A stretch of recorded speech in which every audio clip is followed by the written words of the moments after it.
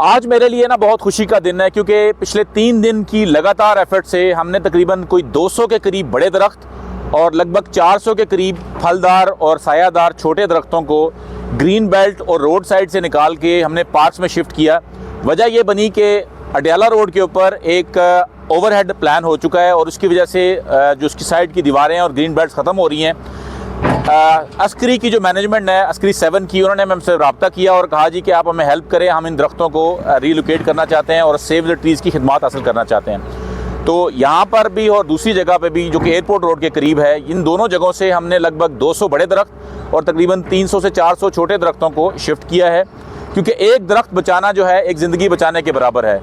तो अल्हम्दुलिल्लाह अब ये एक और मिसाल कायम हो चुकी है कि अगर कोई भी सरकारी नई रोड बन रही हो, कोई भी गवर्नमेंट बिल्डिंग बन रही हो या प्राइवेट सेक्टर के अंदर कोई ऐसा डेवलपमेंट का काम हो रहा हो, तो हमें दरख्तों को उसमें काटने के बजाय और उसको लकड़ी के टाल पे बेचने के बजाय हमें उनको निकाल के दूसरे पार्क्स में और ऐसी जगह पे शिफ्ट कर देना चाहिए जहाँ पे कि वो फिर साया दे सकें। ये जो दरख्त अस्करी 7 में लगे थे, ये इनकी उम्रें 30 और 40 साल की थीं।